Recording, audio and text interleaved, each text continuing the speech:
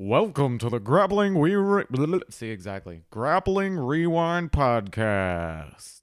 Welcome to this week on the Grappling Rewind Podcast. On this week's show, we are going to recap the Fight Pass Invitational 6 headlined by Craig Jones and Rafael Lovato Jr. We are also going to recap both ADCC South American Trials, the first trials that happened last week and the second trials that happened this week. As always in the show, I'm your host, Maine. My co-host, Miranda. Hey, Miranda. Pretty good. How are you? Doing pretty good. We're doing the show a little abbreviated, out of order. You're back here, so now we're going to get back on track. We had a whole host of events that happened a couple of weeks ago, and we got out of order. We figured we would do both ADCC trials back-to-back, same show, because we're talking about the same rule set. And just generally, I think it would be easier to recap. So we're going to recap the first trials, then the second trials through the weight classes. But before that, last week, as basically a couple hours after we recorded that show last week, the Fight Pass Invitational came on. So we weren't able to recap that last week. So now we're recapping that this week. So that gives you a TLDR of why things potentially are a little out of order by a week. Based upon the recording schedule of the show. But after this, we're caught up, so yeah, after this, we have a week. We're going to preview pans next week, and then we got IBJJF pans after, and we're back onto like a normal schedule. It is very unusual that we have 6 major events on the same everything, weekend. The first weekend of March seemed to be everything under the sun. Yeah, I mean, I think you said as long as you've been doing the show, that's the most events we've ever had. Yeah, because it just we just kept on getting more and more events as time went on. Like we're not going to get a chance to recap Grapple Fest or ADXC. Yeah. But those are great events. We've watched some of them, but we've run out of time, so we want to get back on schedule. And this is how we're doing it. So before we get into the recaps, let's do a little bit of news. Victor Hugo has been announced for ADCC, the plus 99 kilogram, the ADCC Worlds at plus 99. Yep. I think everyone kind of goes, that's reasonable based on his performances against like Big Dan, the Fight Pass Invitational, Nick Rodriguez, who's a silver medalist, 2-time silver medalist. Like, Victor Hugo should definitely be in the mix. Yes. I don't think anyone should have any objection to that. And if you do, go back and watch the last year of Victor Hugo, and there's not an argument to be made. Beat multiple trials winners, multiple medalists. Like, the dude should absolutely be in ADCC. Super happy to see him in the plus 99 kilogram division.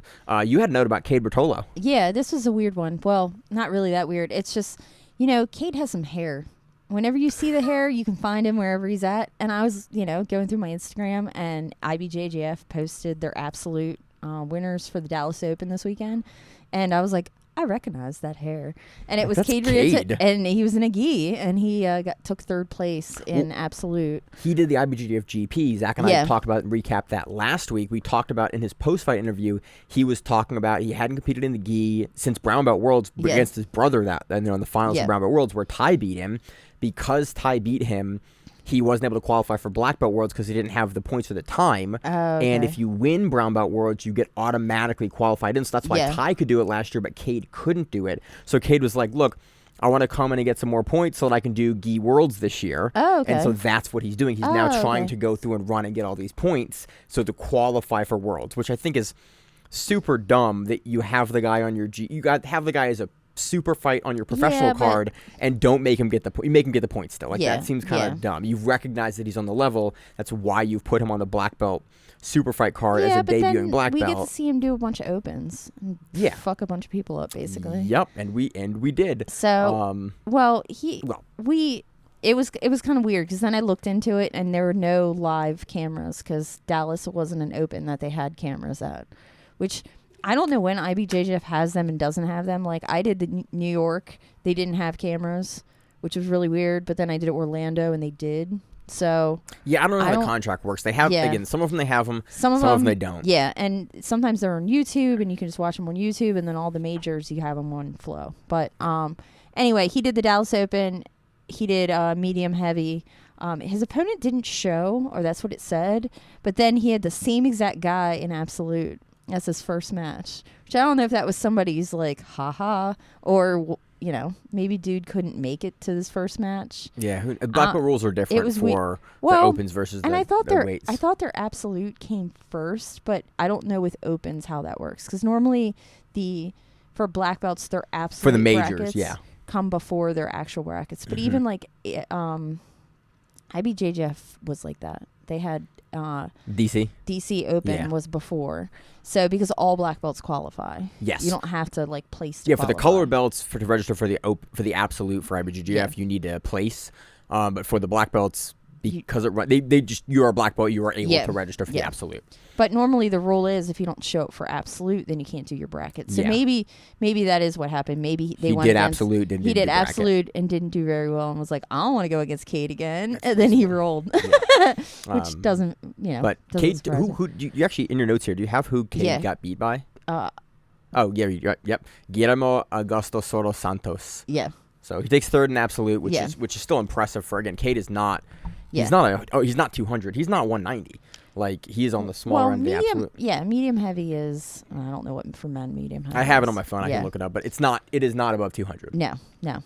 Even with the gi. So cool. He's gonna he'll absolutely get the points to qualify for Worlds. He will be in a very interesting division this year. I'm very curious to see him put back on the gi. I'm super curious to see if we're gonna see him back on 1FC.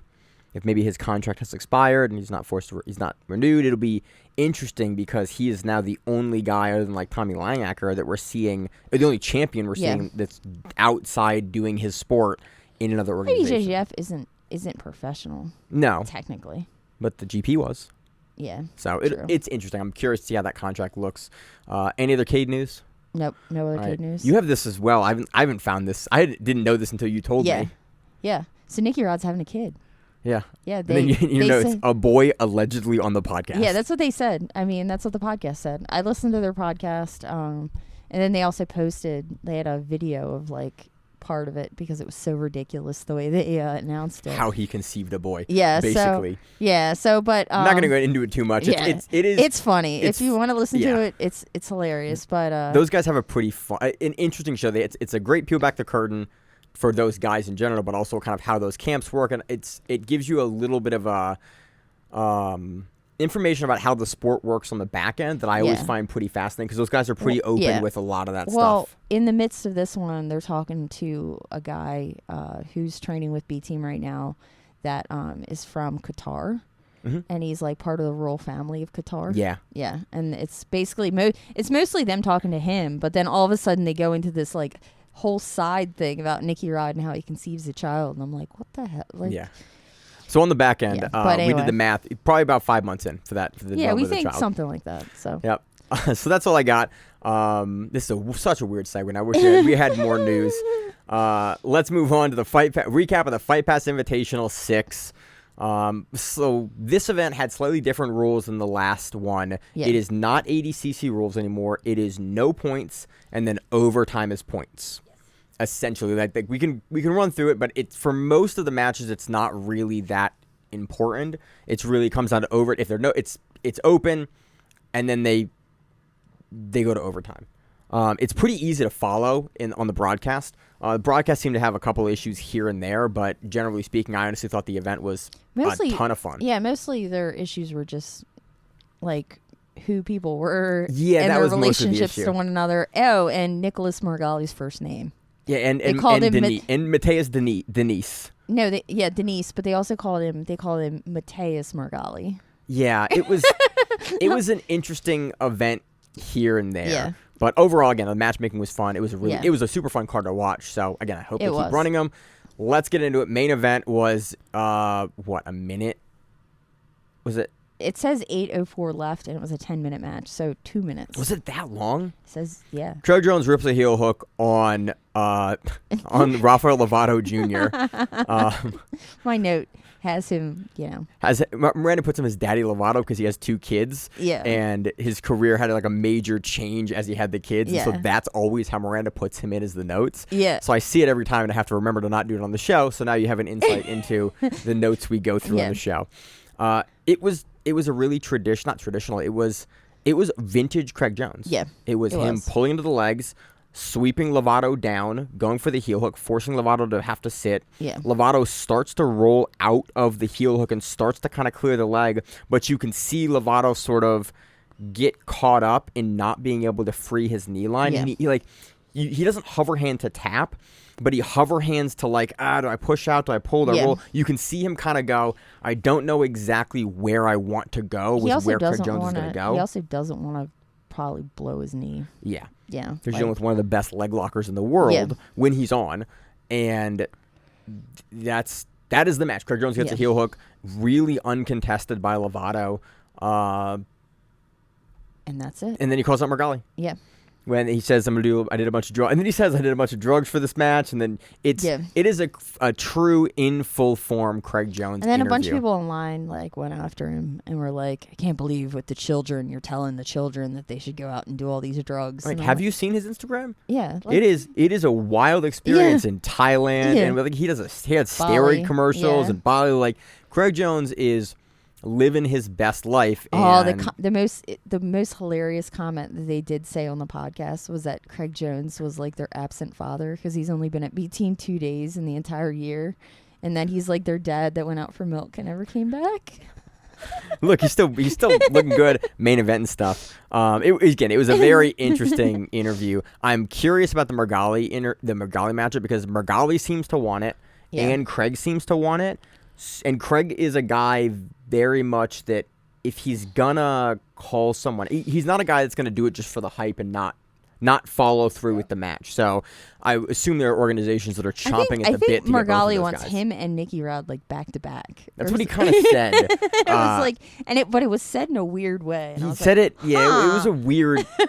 It was Nicholas Margali also gave an interesting interview, but I'd be interested in the rematch between Craig and Margali. If you don't know, that match happened at ADCC in the semifinals, right? I don't remember. I think. Where were we sitting at? I think this is the one that day happened 1 or day right. 2? This is day 2.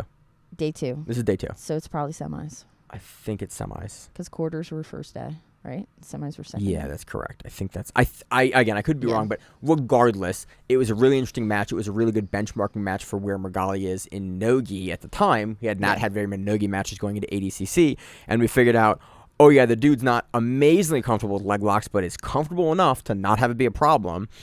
Craig Jones beats him, so Margali has gotten significantly better at Nogi. That is absolutely evident, and so I'd be interested in seeing him take on Craig Jones. Especially if they both want it. So let's move on to the co-main of anything else on that match. Nope. It was 2 minutes long. Yep. It was a heel hook. Nicky Rod versus Roberto Jimenez. This was a rematch. You said a rubber match. It's a rubber match. They're 1-1. When was the second match? Because in my head, one was the Third Coast Grappling GP that Rodriguez beat him. Sorry, that Jimenez beat him in. I remember that. They went I don't remember against their each other other one. at let me look. Was it ADCC? It might have been. That was what I was gonna say, but then because I remember felt that like I was wrong when Nick Rodriguez went against Andy Varela in the absolute, and Roberto Jimenez would have been 77 kilos, because he won South American Trials at 77 kilos the last time. Yeah, and then now he is significantly bigger, but again, he would have never been at plus 99. Third Coast Grappling. That was the first one. 2020. Yeah, that was one of their Kumite events that they ran. And then I did not remember the second match happening. I know if it happened, we've talked about it. Yeah. But I couldn't place it. Regardless, this had one of the grossest toe hold sequences that we have seen this year, for sure. Yeah. That didn't break. We know Nick Rodriguez now has a really good toe hold.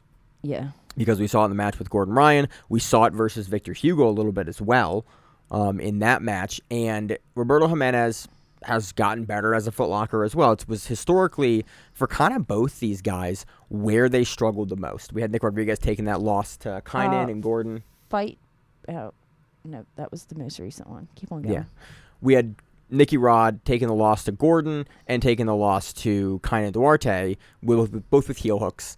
And we've seen Roberto Jimenez historically kind of struggle with really, really top-level leg lockers. And so it was interesting in this match to have Roberto Jimenez be the one really initiating a whole series of different leg locks. And Rodriguez looked good in his escaping. Fight Pass Invitational 4 Absolute Tournament. They went against each other. I remember. Okay, it was the tournament. That's why. Okay. Yeah, I didn't remember where it was. Yeah, they both have won one match against each other. Yep. I thought it was a great match. It was hilarious. Yeah, and then at one point, Roberto Jimenez, was being crazy. Roberto too. He was about it. It was full scale. Roberto. bunch of movement from both guys. The toe hold sequence was super gross, though, because Jimenez grabs toe hold on Rodriguez, and it looked very deep. Yeah. And I thought, I was like, Nick Rodriguez is, we've seen him tap to leg locks. Yeah. I've never seen him tap to a toe hold, and it seems like one of those foot locks that it gives a lot before it breaks catastrophic. It'll sprain a lot before it'll break. And then you saw Nick Rodriguez, and the camera angle was better for Nick Rodriguez's toe hold, grabs the toe hold of Roberto Jimenez, and you can see Jimenez's foot do the Craig Jones things where it like bends in half, and it's all white on top. And we both know Roberto isn't going to tap. I don't know if he's going to tap. Like, he's the type that'll go out, and I've seen him not tap to shit that he definitely should have tapped to. So yeah. You've talked to him, and he talked about in the seminar. He talked about like not tapping to things. Well, yeah, in the seminar he was talking about. Chokes versus chokes. Locks. He would just go out and chokes, but he said for like heel hooks he taps because he doesn't want to go out for his knee for a long period of time. Yeah, but a foot, that's a little bit different. I mean, he might let you break his foot. I mean, so he gets out of the toe hold. They both get out of toe hold here. Yeah, and I watched them because they got reset after that, and they came back and they walked to the center of the mat, and I was looking. I was like, okay, who's gonna limp? Someone has to be limping out of this. Neither of them. Yeah, they both looked fine, and I was pretty astonished in that match just because of how deep Nick Rodriguez had that toe hold. They both had like nasty. Yeah, it was pretty horrible, and they both like had the face.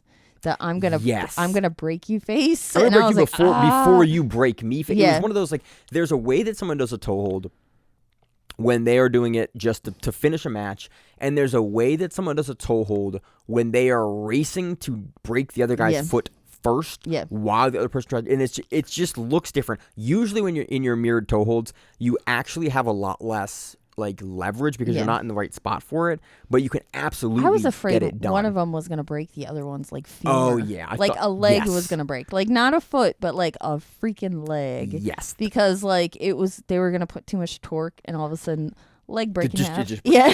And they're both big enough. Again, we saw Jimenez here is at 202 and Nicky Rod is at 228. Like they're big enough to be able to break the bone like that. So it didn't happen luckily, but I was doing the same thing watching it going, oh, something's going to give. Yeah. And I watched this after the fact, so I hadn't gotten social media all morning, and I was like, no one text me, I'm going to watch it in the morning. And I was very happy that we didn't see like a compound or something. In the overtime here, so it's non-scoring, very close. I think towards the end of the match, Nick Rodriguez was like starting to pick up steam. I think Jimenez really surprised me early. Like if this match was 5 minutes long, I think Jimenez wins that match. Yeah. But again, as the match wore on, you saw Nicky Rod start to kind of figure out Jimenez, start to lever in, and really start to leverage both pace and his size, which I was really impressed with. We haven't seen Nicky Rod use pace like this in a pretty long time. No. In like sustained output. We've seen him do bursts, and that's kind of historically what he's done a lot of matches. This was the first time in forever that we've seen him run at a higher pace the whole match. Yeah. So, but he had to because Roberto doesn't stop. Yeah. Like, he just keeps moving over and all he needs is like double unders and somehow he's going to get under you. I was really impressed though. I'm curious to see if we'll continue to see this kind of pacing from Rodriguez, because after the Victor Hugo match he had where it was kind of low pace and he never got anything going. And that was the weird match that it was almost like he didn't. If he would have picked up pace, that it would have been a different result, I think. Possibly. And it was like he even says it, like he said it in an interview somewhere where he was talking about like not realizing that he was down.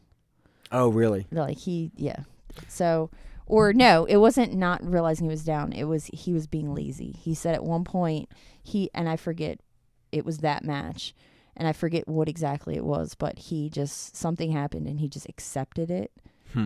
Rather than that's usually not something that ever happens. And he said it was just him being lazy. He said it was 1,000% he was being lazy, and it wound up not looking good when it comes to the scorecards. Yeah. In this match, it wasn't lazy. He picked up the pace. Goes to overtime, and he gets 2 points because he just runs a takedown. Yeah. And then the back. Yeah. And then he scored, and he kept. And then he tried to choke Roberto out, and I'm like, oh, we're about to watch Roberto go sleep. This is going to happen. But no, Roberto fought. I mean, he fought out. I was astonished that Jimenez was able to get out of that rear naked choke because Rodriguez like locked it in, and I went, oh, he's going to take his jaw off. And then Jimenez went, nah, I'm pretty crappy and got out. It was a fun match. Again, now with Rodriguez up 2-1 in the series, this is a match but it makes me wonder if Roberto's hurt because Roberto then didn't do trials. I think Roberto also talked about this week that he was mad he didn't get an invite as well. That came out as well. I did hear that. So yeah, it will be curious. I think Jimenez, he can only do South American trials, correct? I believe He's Honduran? No. Ecuadorian. Yeah, we'll see. Again, great showing from both guys, but Nick Rodriguez does take that. He takes it in pretty decisive fashion for the second half of the match. That dueling toe hold was super gross. Let's move on to the next match. Mason Fowler versus Pedro Mourinho. No, you missed one. Nicholas Margali versus Mateus Diniz. Diniz had Marcelo in his corner. Oh, did he really? Yeah. Marcelo walked out behind him. I was like, yes, Marcelo. How did I miss that? I don't know. Oh, that's crazy. But I saw Marcelo come out, and I was like, yes, Marcelo's traveling again. That's awesome. That's awesome. Holy shit. Margali looked untouchable here. Yeah. Mateus looks really good. Mateus got the first snap down, and then it was like Margali learned what he was going to do. Immediately. And then it was like Diniz tried the same exact takedown again, and it was like Morelli was like, nah, I'm taking your back off that now. And it was over. Yeah, that was the interesting thing is how quickly Margali adapted to like, and even the commentary brought it up. Like, it's a really overcommitting. You can't go back. I think they use the term, you can't go back to the well on that. Yeah. And it's something you haven't seen a lot. Well, I think, and that's something that some people do. Some people have one takedown or one sequence that they're going to try over and over again until it works, right? Yeah. And with a lot of people, if you're really good at that one thing, you can do that. But at some point, if you go against somebody like Margali, he's going to pick up on what you're doing. And also the way the snapdown works, the way he's kind of doing it, it's a super hard snapdown. If you nail them with it, it's great. But if you don't nail them with it, you are very overcommitted and out of position because you kind of throw your body weight into it. And that's why Margali is essentially able to duck under him, almost, and then get his back, and he transitions. There was an interesting thing in this match. That's the match. He finishes a rear naked choke. The match is much longer than that, but that is the biggest sequence in the match, and kind of the defining sequence of the match was that Margali reads that, beautifully counters, and then it controls Diniz. Short choke, not rear naked. It was the short choke.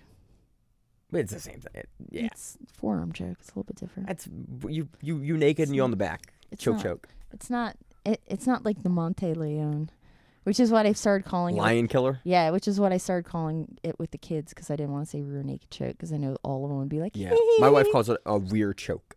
Well, so I try to say that, but then I always wind up like slipping naked in there. Like stopping and then saying choke, and then I'm like, do they realize that And I go way too far in my head, so I just call it a short choke. A Monte Leon. No, a short choke is different. Short choke is just with the forearm and just down. Yeah.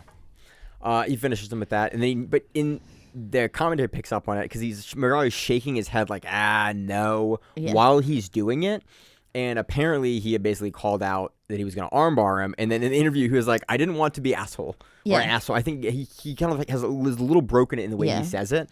Because he said he knew people that knew Diniz. He was like friendly enough with Diniz in his circles that he was like, I don't want to just disrespect you by like just going for what I was going to go for. I'm going to show you the respect by just getting and finishing the first thing I could, which I appreciate. We've seen, again, Gordon, it's something that Gordon does. Yeah. Where it's like he kind of beats you down and then like he takes what he wants from you, which is impressive, but I appreciate that Margali didn't spend 10 minutes not going for something else. That's a Danaher thing.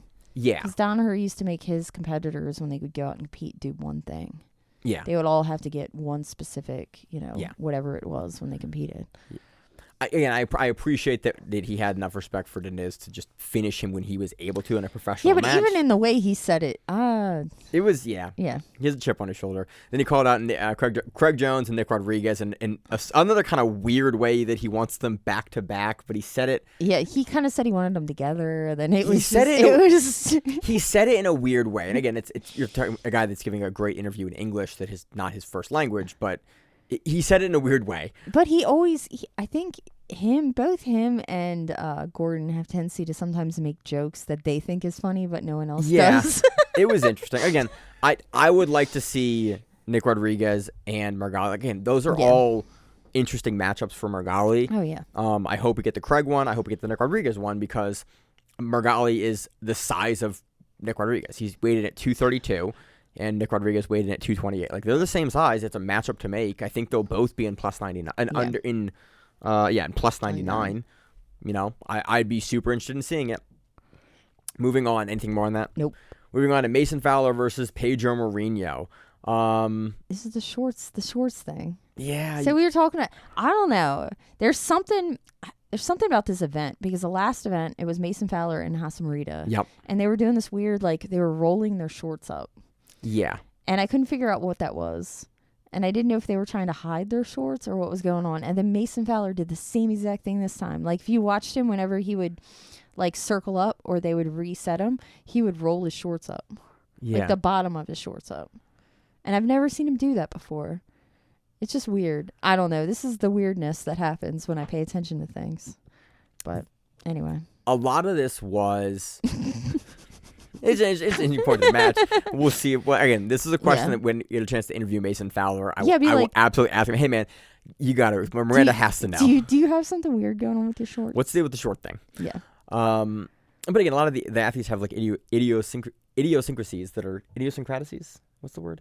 Idiosyncrasies that are always kind of interesting to kind of tease out and ask about, and athletes will usually have an answer and a reason why they're doing something. Yeah. So I'd be curious. This was Pedro Mourinho playing from the range that he always plays from, which is that half knee cut, uncommitted to passing, but he was a little bit more aggressive in looking to get around in pieces of this match than we have seen, especially like versus like the Bodoni match. Yeah. But man, Mason Fowler is not going to get gamed. No. And credit to him. And the post-fight, Mason was talking about how they wanted to fatigue him. He said, like, he purposely wanted Mourinho to get fatigued. Yeah. And then go out after, and then kind of go after him afterwards. And that's sort of what he does. Like, he forces to play from the guard. He forces Mourinho to, like... Keep on trying to initiating. Keep on trying to foot sweep. Keep on trying to attack. Mm-hmm. And then overtime hits, and it's like Mason does a single, passes, mounts, goes into an arm triangle out of bounds, which was crazy because then they brought it inbounds. And they like, almost let him lock it. I didn't love the reset here. So Mason is really starting to put the pressure on and like getting the better of Pedro in these exchanges. He's up points in overtime, and he has an arm triangle, and he has a deep arm triangle. And he has an arm triangle that is absolutely a finishable arm triangle, especially with someone with the crazy squeeze like Mason Fowler. Like, go back and watch Mason Fowler's matches with Craig Jones at Submission Underground, where he just body cranks Craig Jones to a tap. Back when Craig Jones was very, very hard to put away, and kind of still is hard to put away. We know Mason Fowler has insane squeeze. So they're on the edge of the mat, and Fight Pass Invitational uses an elevated mat, and so there's no place for him to go. They reset in like ADCC does in the sub, but it was one of those where they restart in a static sub, which is how you do it, and then Mason Fowler immediately goes cool and just like slides through and finishes the choke.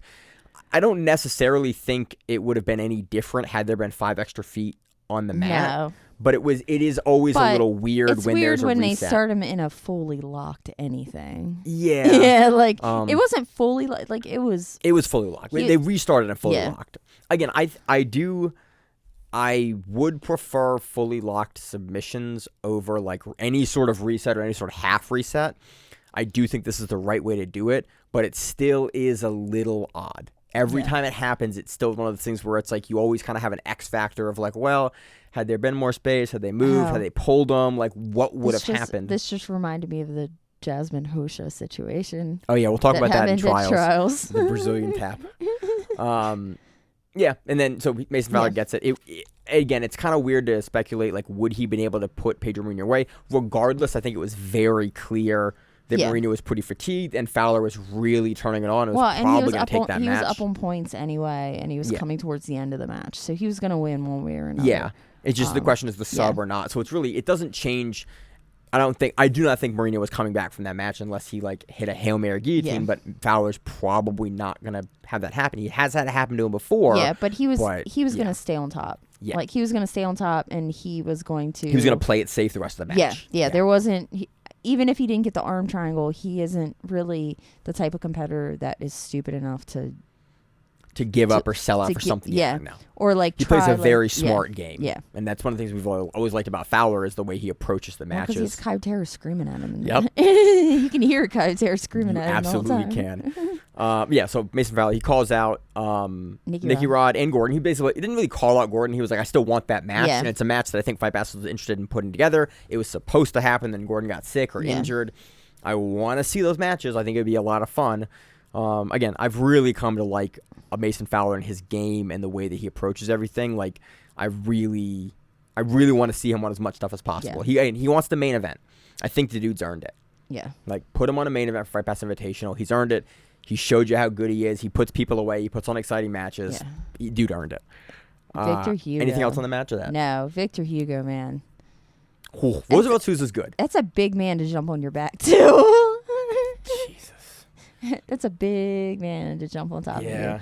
But this was the Victor Hugo show. This is Victor Hugo versus Roosevelt Souza. We just saw how good Roosevelt Souza was on the GP. He kind of got a little screwed versus Pedro Rocha at the GP. Yeah. Again, it is the rules of IBJJF, but it was a little weird. He kind of got a position, a back take and a rear naked choke taken away from him out of bounds. Yeah. And then got put back.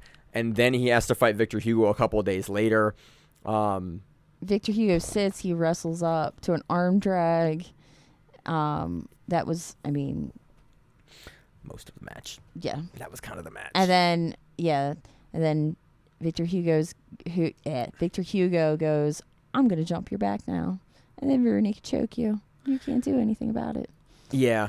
It was a very, very well-controlled match for Victor Hugo.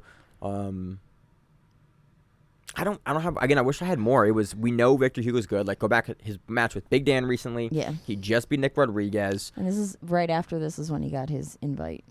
Yeah, and then he beat Roosevelt Souza here, who is a former Trials winner and, like, is very, very good and has gotten even better since he won Trials 2 years ago. Yeah. Like, Roosevelt Souza is absolutely, I think, world ranked now. And then Victor Hugo just runs through him. He calls out Murgali. Yeah, which is, I think... There are a lot of guys that want a piece of Murgali. These guys have some history behind them. It'd be interesting to see it in no-gi. It'd be interesting to see it in the gi. Honestly, I don't give a shit what these guys put on. They can do it in the half gi sambo. I want to see it in no-gi. Yeah, it'd be interesting in no-gi. Yeah. Victor Hugo. This is one of the best performances we've seen from Victor Hugo in a minute. Yeah. He looked like he shut Roosevelt Souza's game down completely in a way we have not seen guys shut down Roosevelt Souza in a little bit. Ronaldo Jr. versus Cody Steele. You had an interesting note for Cody Steele here. Yeah, because he was cornered by Andy Varela.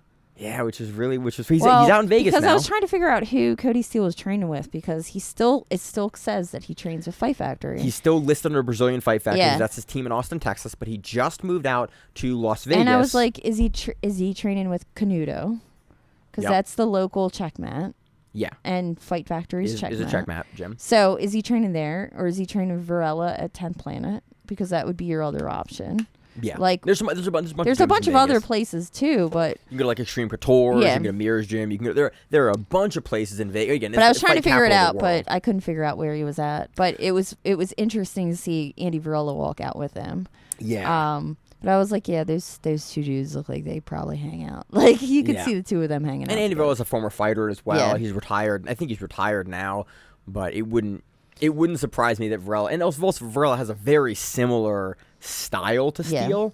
And so it makes sense that those two guys would link up in Vegas and like there'd be a lot of technique kind of crossover between the two of them, especially really heavy grapplers with MMA bases and backgrounds and wrestling backgrounds. Yeah. Like they are two very, very similar athletes in a way that I really actually haven't considered until just now, like kind of how very similar their games. I think Varela's a few years older. Yeah. But very, very similar. I don't think Varela has an actual wrestling background. I think he does. He does? Yeah, I think he does. I think his dad's a pro boxer. I think he has a wrestling background in like a I think he has that traditional like collegiate, not collegiate, like a high school or collegiate wrestling background. I don't remember what it was, but I think he actually does. Okay. You know Steele does. Yeah. This was Ronaldo Jr., but enough about Cody Steele. Yeah. Ronaldo Jr. decided to wrestle and showed us that he can wrestle. We had the whole him and Garmo going through the TV at Nogi World. We know Ronaldo can wrestle when he wants to. I just never really thought of Ronaldo Jr. as a wrestler, and I don't know why. I didn't either, and I think it's just because he comes from Atos, which they're well-rounded all around, but they're generally but they're not like a wrestle-heavy school. They're more of like a traditional jiu-jitsu They have school. really good takedowns, but they have a kind of a collection of them. They can do. They are guys at Atos. You can fight them anywhere and everywhere, and they're going to be good and solid. Like that. But they're not like a wrestling bait. Like there's certain schools that you're like, these are the wrestler. Like you. I'm trying to think of an example, but like oh, these are wrestling guys that like put on the gi or like put on no-gi stuff and go do jiu-jitsu. And kind of Cody Steele is a little bit like that. In a lot of his earlier stuff and just how he approaches in his brown belt career, like jiu-jitsu, but also a lot of really high amplitude wrestling and looking to score on you in the wrestling, like Dorian Oliveras, a wrestler that happens to do no-gi jiu-jitsu. Rolando Jr. came out looking like a wrestler, wanting to wrestle Cody Steele. I was very impressed that he was able to do that. Well, but the way he did it was he would wrestle up. So it was easier for him because he would sit and then wrestle up to things. That way he didn't have to worry about Cody Steele getting the grips that he wanted or chucking him. I mean, Cody Steele does still chuck him in overtime, but I guess he gets one. But Ronaldo also got one too. He got like multiple. Yeah, I think he got 4. Yeah. 4 mat returns at least. And one of them was like a traditional, like Cody Steele-esque kind of suplex over in the same way. Throwing him around, and I was like, "Whoa, Ronaldo Jr. is throwing him around today." But and it goes into overtime. Ronaldo has a really, really deep guillotine, and then he gets the back at one point as well. It was very clear that Steele would have to submit his way out of this match. Ronaldo Jr. was in the driver's seat, aside from the big suplex from Steele, pretty much the entirety of the match. And he had he was initiating all the different exchanges that were happening. At least the ones that actually were fruitful to being something. But this was mostly a stand-up match. But it was fun to watch. It was also interesting that there was no score, too. It does end the decision. It's because when you mat return and suplex somebody, it's not like you're keeping a lot of control with them as you land. Right. And you're also not putting their butt to the mat usually. Usually it's to all fours or to post. You're usually not sitting. And so that when you're scoring in this sort of rule set, which is very similar to ADCC, it kind of is an offshoot of ADCC. You have to score. You have to get like a hip or a butt down to the mat in order to score. If they're up or posted or they're not chest to chest facing you, it doesn't score takedowns. And so these sort of mat returns and suplexes are actually not super great for scoring. They're great for tying someone out, for like kind of demoralizing them and letting you get something else and getting back takes, but they're not great for scoring. I wonder if that was really what Ronaldo was trying to do. That's what I thought. Just kind of like break him down. Yeah, that's sort of tactically what I thought he was doing. Look what I'm doing to you. I'm doing exactly what you do to everybody else. Yeah, that was the thing. The weirdest thing is this match is this is what Cody Steele does to most other people that aren't at this top level. And seeing it done to him was really surprising. I do not recall a match ever like this where you've seen someone kind of out wrestle Cody Steele in this way. It was very interesting. Didn't Cody Steele go against Mika? But it just, and Mika suplexed him. He did, but it didn't. This seemed more like a wrestling. Mika seemed to be doing jiu-jitsu with him. Rolando Jr. seemed to want to wrestle Cody Steele and out-wrestle Cody Steele. It was interesting. Even in the post-fight, it didn't seem like he had a point to prove or anything. It was any ill will. It just seemed like he wanted to show off that he could wrestle, and he wanted to use this match as like an example to show people that he had the ability to wrestle. So, again, looked great. Super happy to see him. He takes a pretty clean decision over Cody Steele, and it was a nice match. Well, this match, this was a fun match. Jay Rodriguez versus Jonta Alves. Both him and his brother, both the Rodriguez brothers, were on the mat. Jonta Alves looked good early in the match, and then Jay Rodriguez, in like overtime here, just runs a pace. In a really interesting way that we have not seen a lot of guys be able to ever do versus Jonta Alves. Like, Jay Rodriguez is the most consistent dude in the sport to lose the first piece of a match. Yes. And then win at the end. Yeah. And it is such a weird, like, very few guys can ever be successful with that style. Like, come from behind victories. Like, that is not a way that guys at the top level win matches. Like, it is, like, to have a match like Adam Wardzinski and Felipe Andrew, that's why it was one of the best matches of the year, to have Wardzinski come back from that. Like, it is so uncommon. Almost every Jay Rodriguez match is like that. Yeah. It's so wild. Like, he's getting beat in the beginning of the match. Jonathan Alves is looking for his back. Yeah. Like, moving through him. Yeah. And then overtime hits, and Jay Rodriguez is like, cool, man. I'm going to wrestle now. Hits a duck under, gets him down, gets his back. He steps over for the arm like he's going to go arm bar, and then gets his back off that, and then finishes a rear naked choke. Yeah. On Jonathan Alves. World champion, like top-level guy. Yeah. Again, more known in gi than no-gi, but also absolutely AOJ, like world-class guy. One of the best guys in the world. And then, weirdly, he's like, I hear this guy named Tynan Dalpera. And then he acted like he didn't know who he was. Okay. Which, I mean, he might not know who he is. So, because he is a gi guy, so maybe he doesn't know who he is. Any other guy, I have a funny story about J-Rod. Any other guy calls out someone like he called out Tynan Dalpera, I would think they were doing it to be an asshole. A while ago, Craig Jones had a video, and it was him, like, I remember this, going through a bunch of guys and going, who is this guy? And it was like guys like Marcelo and like Coyote. It was long-standing world champions and world championship coaches and like guys that everyone in jiu-jitsu knows. And J-Rod legitimately was like, I don't know who that is. Or like, it was matches. Craig had given him ADCC matches with guys in his divisions, like world champion guys, champion guys. And he was like, oh yeah, I recognize that name. He was the other guy in that match. Yeah. And any other guy, like, he is not good with names and faces. Yeah. Any other guy calls Tynan Dalpera out like that, I would think they were being an asshole. Yeah. J-Rod legitimately probably doesn't know who he is because he doesn't watch any tape. And somebody told him. So like the way that he called him out, I legitimately think Craig Jones was like, hey, you're going to call this guy out. And that's literally probably in the back what happened. Yeah. And that is such a fun, like, it is so fun to have him not, like, he comes off, if you don't like an asshole, because it's like, obviously, but he probably has no idea who he is. And you're just like, I'm like, yeah, he's like a multiple time, like, he's a world champion level guy. He and only like has one loss at black belt. He's phenomenally impressive. And he's like, I'm going to call him out. I don't know who he is. He's like this guy. I don't know.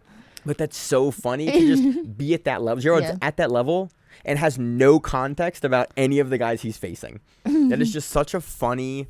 We live in a funny sport. Again, but really, really impressive, J-Rod. Winning late, as the way he always does, over super tough competition in Jonathan Alves. Yes. I'm always shocked that J-Rod can pull it off like this. Yeah, I think that would be an interesting match. I think Dalpera can still...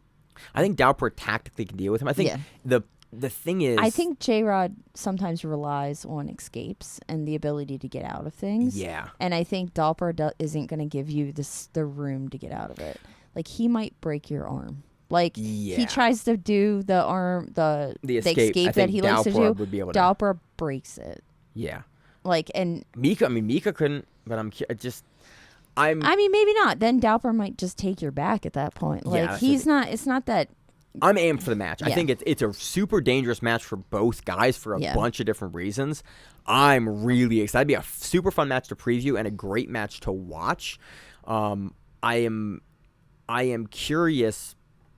I always think back to that Giancarlo Bodoni match that J-Rod had. Yeah. Where it's like Bodoni's like putting it to him, and then late in the match, he gets Bodoni's back and is trying to put him away. Yeah. It's like, dude, Bodoni's really, really good as a champion at your weight class, and like, yeah, you were losing that match handily and just could come back and almost beat the champion. Like, that's...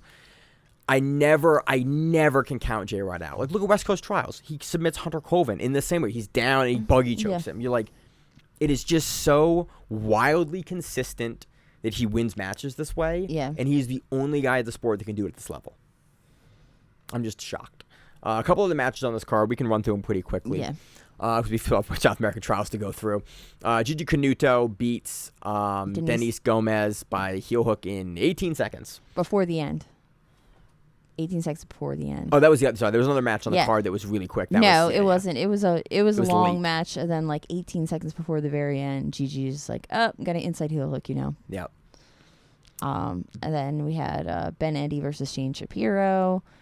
Shane is. I want to see more of this guy. He was exciting. Yeah, he stayed in it. Usually MMA guys sometimes cannot be the most exciting grapplers, especially when they're going up against, again, like Ben Eddy, a straight up grappler that plays that guillotine game, that really heavy rubber guard game. Shane Shapiro stayed diligent the entire time he was really, and he seemed like at least that he had very good coaching, and that he didn't lead into Ben Eddy. Like, he didn't do the things that Ben Eddy wanted in order to get what he needed. Because, like, if you know you're going against Ben Eddy, then you don't pressure pass with your head down. You high step pass. You stay upward. Because, like, the minute you get into it, he throws his leg over. And you're dead. And he gets you. Yeah, he's going to get you. And he's going to find a way to get you. So, Shane did a really good job at, like, knowing where not to go and then playing his game on that outside. Yeah. Which... It was a great the match. sub. Yeah. This is a really great match if you're going to face Ben Eddy, to see, like, okay, how do I consistently beat a guy like this? Yeah. Shane Shapiro just stayed in a way that MMA fighters can do, like in the heat of everything, just stay diligent to a game plan, like very vintage Nick Rodriguez, where it's like stay diligent, stay to a game plan, and not make a mistake. I was really impressed with this match. Yeah. We also had Raku Canuto defeating Carla Rosa by rear naked choke. Yeah. That was the short one. That was the short one that was really good. That opened the card up. Again, Canuto's very good. We know she's very good. She said she lived like 5 minutes away. Yeah, her and Hanato are like right there. Yeah. Hanato is her husband, not her brother. The commentary made that weird. Butchered that, and that made it really weird. Yeah, but yeah, I love seeing Canuto compete, and so it was great. Overall, a great event. I love the 5S Invitational. I'm happy that we're seeing more of them. I'm happy that they're stacking the card with. And I like this really new. great grapplers. I like this new way of point scoring in overtime once you get through the sub only rounds. Only because we didn't get the really weird penalties that didn't make any sense. Yeah. And we didn't get all the last event was weird. Like there was some parts of it where it was just bizarre. I feel like I'm the only guy that loved it. Oh, okay. I loved how much action it made. Yeah, but you still had the same amount of action here. You didn't really you didn't have. I mean, you every once in a while it got a little slow, but you still didn't. You never had a match that was just a boring. Like I think they were all booked well, and like all they maybe in the back room had to talk to the athletes like, hey guys, we need you to go out and show us what you can do to get back on this event again, and it worked. I loved the event. Again, I'm happy that we're seeing more of them.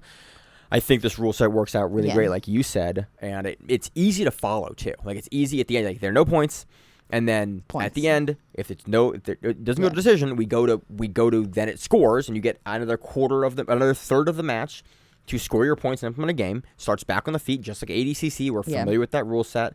And then it goes to scoring, and then it goes to decision if it's equal, and the match is judged as a whole. Like, I think it's a great system. It very much mirrors ADCC, a lot of the aspects of ADCC. I would potentially love to see them have half and half like ADCC does. But they're not allowed to. I would love to see it.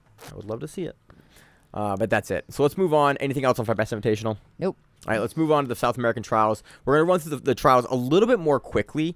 A lot of the trials for these two trials, I think, we're breaking down almost like the first trials, we saw a ton of wrestling. I saw a lot of wrestling in both trials. In the finals. We're only talking about the finals here for the trials. For the South American trials, they happened 1 week, and then there's the next week they happened again. Yeah. So the first trials is not a qualifier for the women. We're still going to run through those matches because those are important matches. And the second trials is the qualifier for the men and the women. Yeah.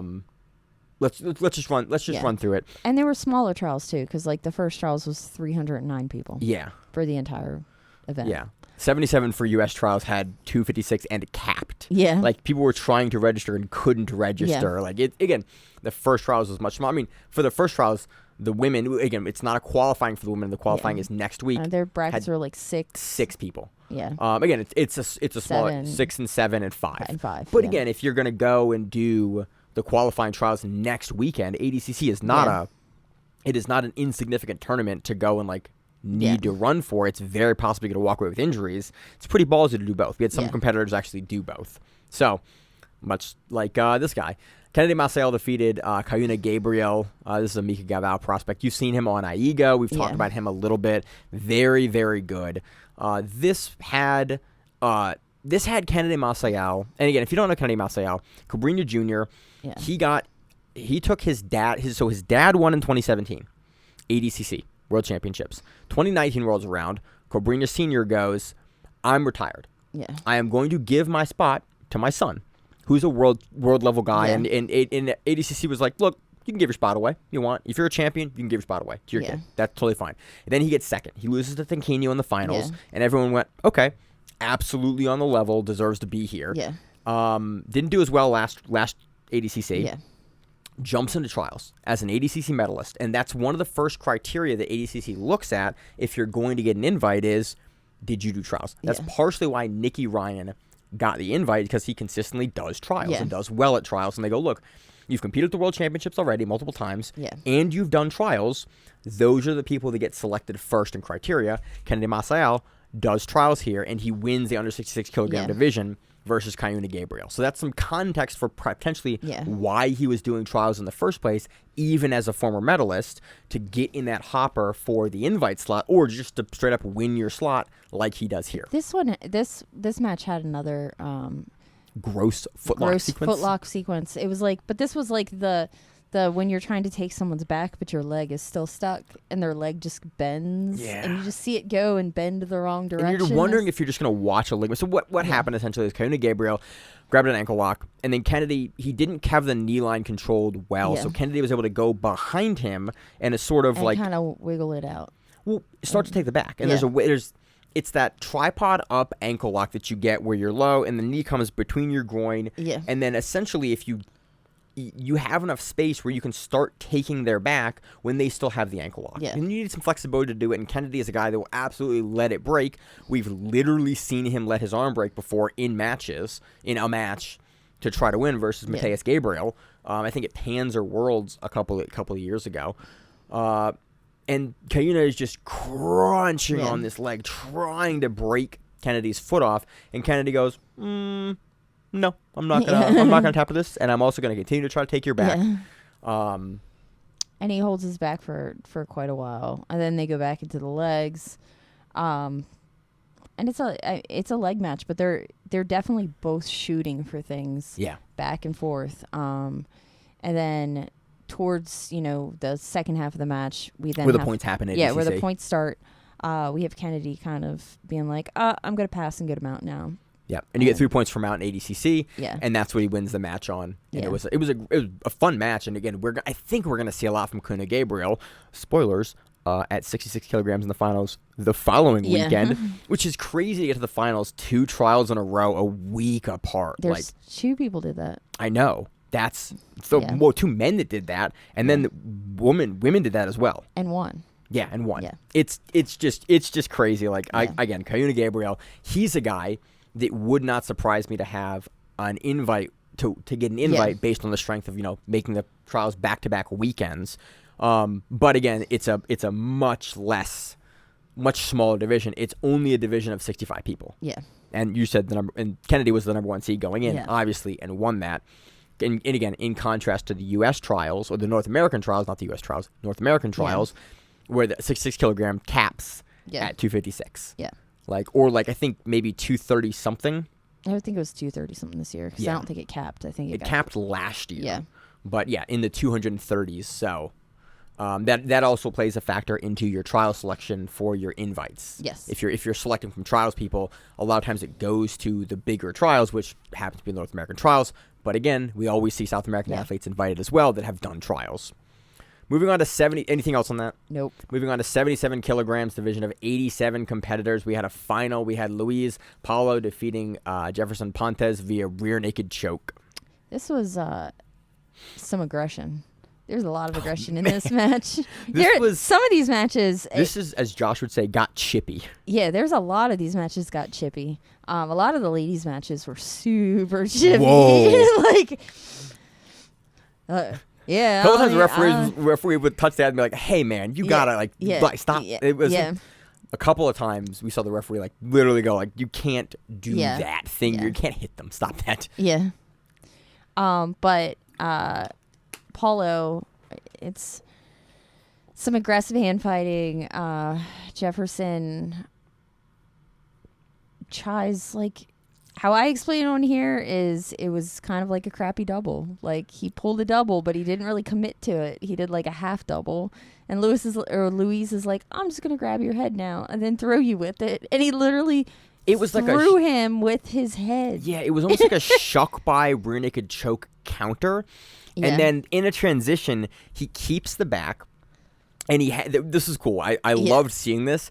Paulo has the arm wrapped around the neck, and he just starts cranking with one arm rear naked choke. And you're wondering, okay, he's going to crank, the neck's going to come up, he's going to get the hooks in. And then you see him kind of, at a certain point, like 2 or 3 seconds in, stop fighting the hooks and just keeps cranking against the tap. And I went, I wish I had another angle of this finish because the amount of squeeze that Luis Paulo is throwing into this has to be crazy to be able to finish like this, kind of like 1.5 armed. Yeah, and it with wasn't like a half a. And it wasn't like sometimes when you belly down people, like I've done this in matches where if you belly down people and kind of grab their head and kind of crank it up, that's different because you're getting so much torque and you can like hold their body down. You can hold their hips and chest down. But this was like Jefferson was like on all fours. He was like half based down a little bit. Kind of turtled, and that just doesn't happen normally. Yeah, it was a wild finish, and again, I'm with a finish like this and the speed that Paulo had,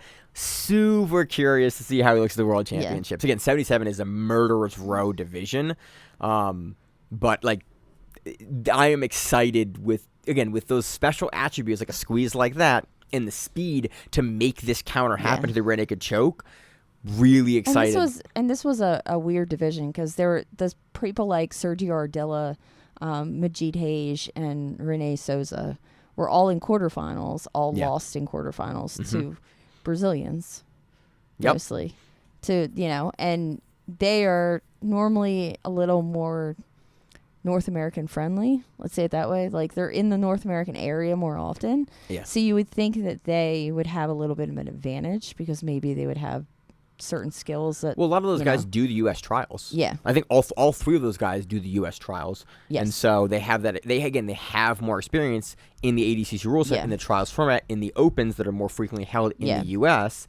It is interesting to see the guys in Brazil that we don't see as much. Yeah, and that's why I love trials. It's guys we don't see as much. I'm not really familiar with Luis Paula. No. I should be, but now we're gonna be. Yeah, and that's the best thing about trials is like, hey, you got to be from this region. And showcase our talent. Yeah, and in semifinals, he won by a penalty over Fabio Caloi, which I think Caloi was who everybody thought was actually going to, go into finals. And then he did.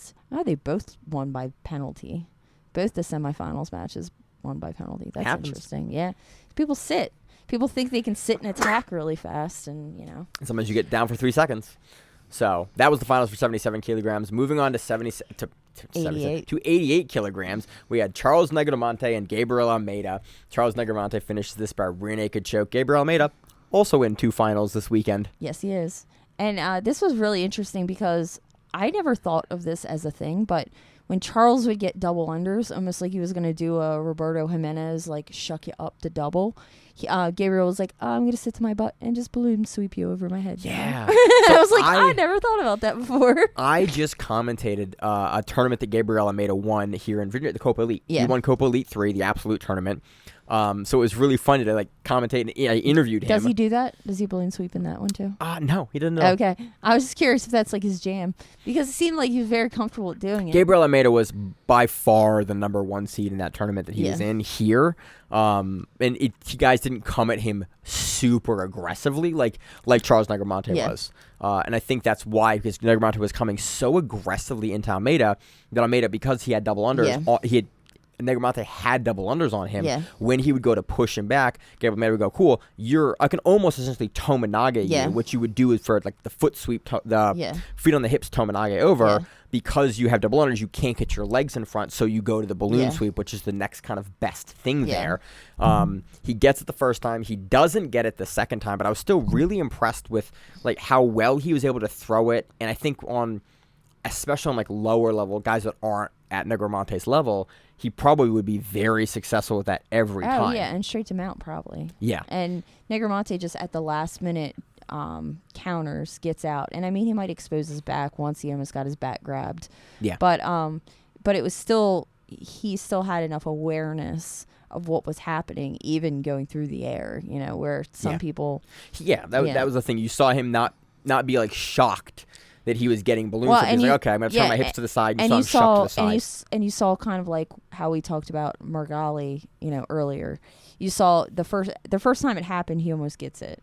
The second time it happens, he doesn't. The hip switch that Negromonte hits halfway through the balloon sweep is really nice. And it was like, okay, yep, you've seen this. You now know it's potentially coming, or at least you're ready for the sequence to happen again. Even if you're not like banking that Almeida's going to throw it at you again, you're ready for it, and that's when you kind of start to see him figure out Almeida. He forces the back, and then eventually he gets the rear naked choke. And this was a good match because unlike some of the other matches that we're going to talk about, where they had like more of a Greco, we're going to kind of push your hands away, and we're going to wrestle, but we're not going to commit and wrestle. Yeah. This was a match where, no, we're going to commit and wrestle. We're going to try some shit and see what happens. Yeah. And then we're going to counter it and get back well, up. You saw mat work and you saw hand. You actually saw commits to lower body takedowns and upper body takedowns, as opposed to some of the other matches that we saw over the last 2 weekends, which were both athletes. And we'll get to the individual ones, but basically,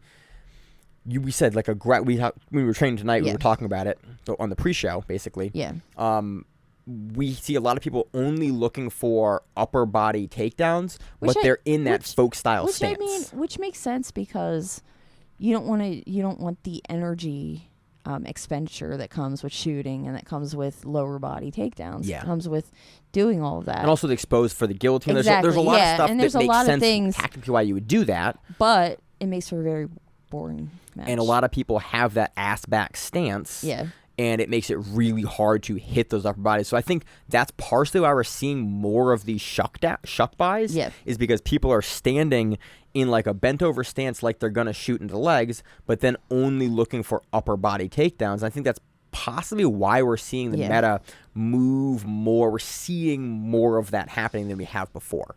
Could be an answer. But again, Charles I also saw a lot of mercy grips in these two. That's something that like comes in and out of fashion. A lot of mercy grips and interlocking interlocking hand grips here. Thing. Yeah, but I also learned a while ago. I learned that people do that, especially if you're aggressive and you push forward. It stops you from pushing forward into them. Yeah, because your elbows have to bend forward. Yeah, so if you have somebody who's aggressive, like quite a few of these people, like every ADCC finals in the trials, which makes sense. Then mercy grips kind of makes sense at that point. It's a time to be aggressive. So, again, impressed with Charles Negromonte here. Takes it over Gabriel Almeida.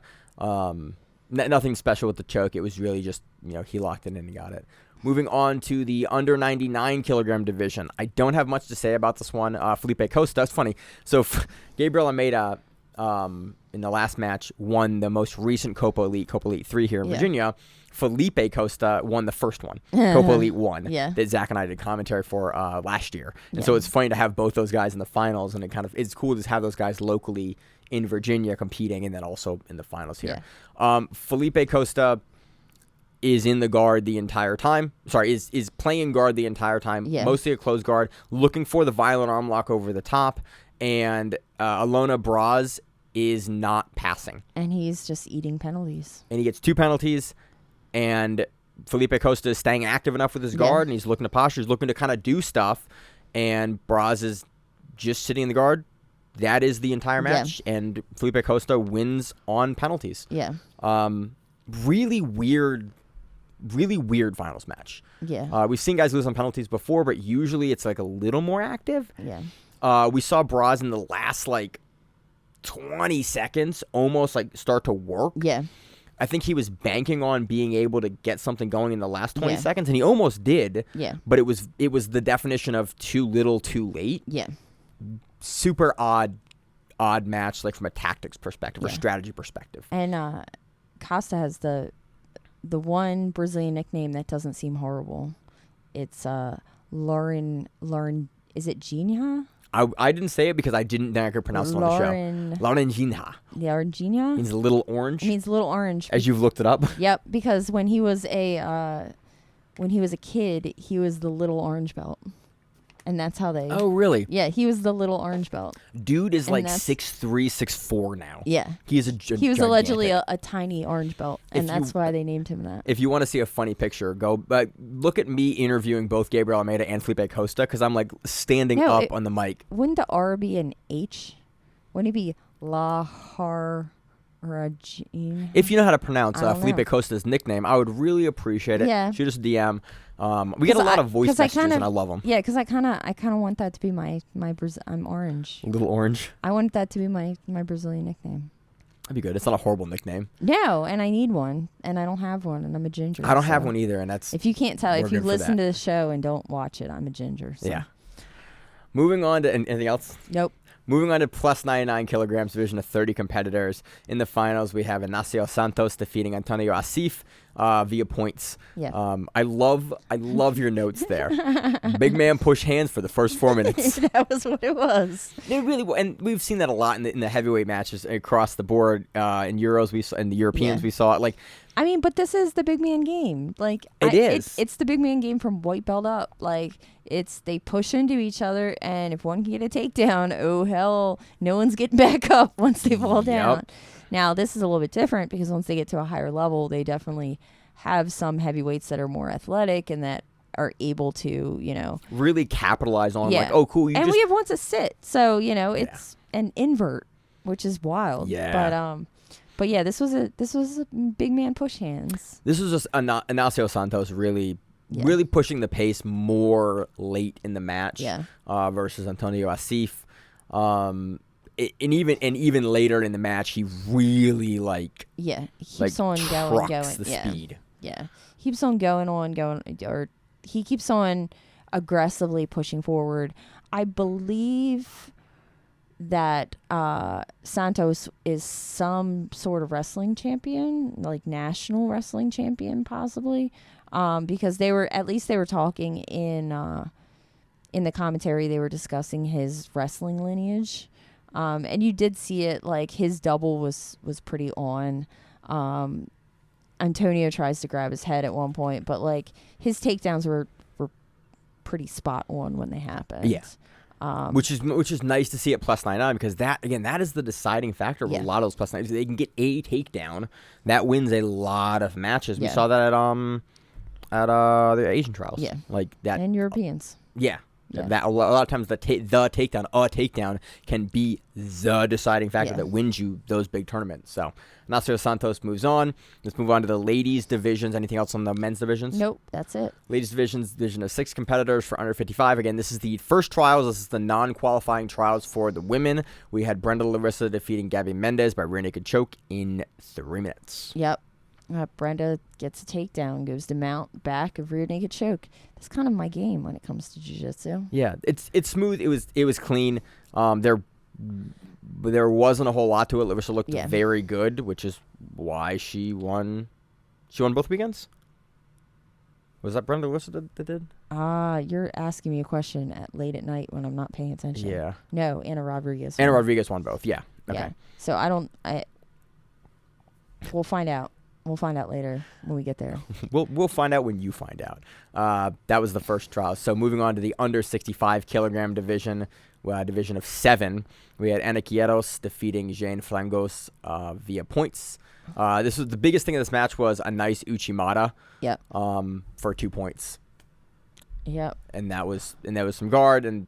Janie was trying to wrestle up in the match, but that Uchimata, again, it was a nice counter Uchimata. It was done from a much further out stance than you're usually used to seeing it. Yes. But the way that Anna had the shoulders of Zayn, made it so that when she kind of stepped through, she was able to actually make the angle that she was able to get to throw Janie down to kind of her low outside hip. Yeah. Again, it's something you see. Fabricio Andre does. He does it from a more traditional close stance, but we've seen him throw it out long like this, and then he'll pick the leg. Yeah. It's usually what you'll see when you see the Uchimata done from this distance, but she doesn't need it here. It's more of you're faking an Uchimata to get something else. Yeah. But she's able to hit, and she does sort of lift her up. It's kind of it's definitely a middle ground Uchimata. It wouldn't score a Nippon. It may score like a Waziri in judo. Yeah, but in this also, Janie kind of pulls guard. Yeah. Like she gets, well, I guess, no, she pulls afterwards when I think about it. It wasn't like she didn't pull during the Uchi. She actually Uchis her to get the points once they're in the point period. So Yep. So Anna takes that one. On the ladies plus 65 kilogram division, this is the first trials that actually has the 3 new women's weight classes. Yep. Again, the South American trials always kind of throw us off a little bit because they are back to back, and it is the only trials that runs like that, and so it always throws me off a little bit. My assumption is they want to get in, they want to get it all done, and maybe visas, maybe everything just they also fly all the judges in from Europe. There's like it seems like a nightmare to coordinate, and so but again they're also in different locations, and so it runs differently. In the finals we had Maria Rufato defeating Joana Santos. Santana. Yep. 45 seconds rear naked choke. Yep. I thought we had a winner. No, that is the winner. Back. Maria is who wins. She wins plus 65. Oh, Maria. Okay, yeah, sorry. Maria then wins. I thought it was Ana Rodriguez. That's what I was confused about. No. Maria wins this one, and then she wins again. This was spoiler alert. Quick. She wins again. This was quick. The second trials. Again, a small division, but again, you're going to compete back-to-back weekends, which is a crazy prospect to do. You got to have some cojones. But this is a funny one because Jana tries to drop Seyanagi, and Maria's like, I'm going to get your back, and gets her back. Which is, again, we've seen it work in Nogi, but man, it is risky. Yeah. There's very few people that do it. When I think about it, I saw it a couple of times this weekend in trials. People try and drop Seos that just did not work. Yeah. When you hit it, it's amazing. Like a guy like Yuta Shimada will throw it in Nogi. But he throws it so fast that you can't react to it. And he throws himself under them, so you can't jump his back because he's going between your legs before you have... The traditional judo way that you do it. You can do it like when you do traditionally. But when you do it like the when it's not perfect. Yeah, then it's... You can. You almost have to do it like you're doing an arm throw. Yeah. Where you're doing completely the spin underneath and you do the arm throw like you're doing wrestling. It is such a difficult move to have work out. I chuck it occasionally in training for funsies, and it is a low percentage completion. But again, that's why Maria Rufato is able to hit that and get the win. So that is done for the first North American trials. Let's move on to the second North American trials. We're running a little bit long. We have, into surprise for no one, Fabricio Andre versus Cayuna Gabriel in the finals of men's 66 kilograms. Fabricio Andre, I think, was the number 1 seed coming into this. Yeah, he was. It takes it. Fabricio is just so good. In the endings, do you want to talk about anything during the match? I mean, he gave him a hard time. It wasn't like Fabricio Andre walked through this match. No. He definitely was giving him he was giving him problems, and he does get a bite on his leg at one point, and there is a back and forth that goes on, but then in overtime it definitely starts changing and being more in Fabricio's way. Fabricio seems to get his not get his feet under him is the right way to put that, but it definitely takes control of the match in a pretty considerable way. And nothing speaks more to that than the ending sequence. It's literally Fabricio getting on top and then getting a body triangle from the back. Yeah, because it was like he was trying to get the back, and then he couldn't get the second hook in. So he was like, I'm just going to triangle your head now. So he gets a triangle from the back, and then he's literally trying to do the behind, like the guillotine grip armbar on Cayuna. It's very clear that he is taking he'll take the decision in this at overtime, but in the last seconds, he's still trying to submit Cayuna, and it is very clear that he's going to take this, and he's still trying to finish, which I like to see. Cayuna taps right as time expires. Does he actually tap? Yeah. Yeah, there's a tap. Oh, really? It's like I didn't think it was a tap. It's like right at the same time. Like it's literally right. Like it's either as time expires or right after time expires. He taps like I didn't his know arm that. is like going back, and he starts to not only like pull it back, but he starts to like do the Kimura grip on it. He starts to crank it back, or the Americana grip on it, and turn it back. Yeah, it's. I mean, he taps. He definitely taps. Oh, like right around the same time. Okay, because in my head, in my notes in my head, I had that it was basically Fabricio was expiring. He was letting it go. I didn't actually see that Cuyuna tapped there. Yeah, but, yeah. And Fabricio this was a replay from the two of them went against each other in South American Trials in 2022, in the second set of last. Yeah, so the last sequence, cycle. Yeah, the last cycle. That's what we call it of trials. So it's another one for Andre. Yeah, Fabricio Andre won that by rear naked choke. So he had some wild submissions. Dude, go back and watch some of his matches. He has my favorite sequence of the weekend, of the 2 weekends actually. The jump was the flying. It was essentially a flying triangle armbar, but from the side. Yeah, it was wild. And he switches. You see this beautiful leg switch over the top as he's going for this armbar. Yeah. It's just. It's so beautiful. He also had some wild celebrations, I guess we could call them. Yeah. He after subbing one guy, he did a headstand and then just sat on his head for a second. And then after another one, he pulled off his shirt. I thought that was the finals match. So then when that didn't happen in finals, I'm like, what the fuck? Because that wasn't the finals. That wasn't the finals. Yeah, I thought it was the finals because he rips his shirt off afterwards. And I'm like, he just won. But nope, that wasn't finals. I think that was after the armbar. Yeah. It was super cool. Like, regardless. Yeah, but I love watching Fabricio Andre. Yeah, he definitely he puts on a show no matter where he is goes. Really coming to his own. Like, he's got some hair too. Like he's got some wave to that hair. He's been awesome to watch. And again, this is the finals match here is nothing new for us for him. Finals match of the men's 77 kilogram division. This is Jonathan Gracie versus Alexandre Joachim de Jesus Rubinho. Yeah, this was kind of. This was a weird one. Yeah. And I don't know. This one is one of those, like, it's Gracie was definitely more aggressive, and Rubinho was maybe doing a little bit more. Like, he was shooting. He was actually. Rubinho is Alexander Joachim, by the way. Yeah. His nickname is Rubinho. Yeah. It's much easier for us to say. Yeah, than the whole. Well, I mean, we could say Alex, but we're going to go with Rubinho. Yeah. Because they were also chanting Rubinho in the background. But. He was kind of pushing the pace, and he was not pushing the pace. I shouldn't say that because it was weird. Gracie was sort of pushing the pace, but Rubinho was the one that was taking like the next substantial step, as they would call it. In law, they call it the substantial step that takes you closer to a crime. In ADCC, we call that initiative. We call it initiating. Okay, so he but it's not. Gracie almost initiated the sequences, but Rubinho was the one who was taking it somewhere. Yeah, he would shoot, or he would try to shoot, or he would change his level, or he would do something that was almost like the next step that would be needed to get the takedown if the takedown would happen. Yes, so if that makes any sense. Yeah, so if you're looking, so ADCC, if you're not familiar with the scoring, watch the rules video. They're putting a new one out soon. Hopefully, it'll be out for the World Championship soon.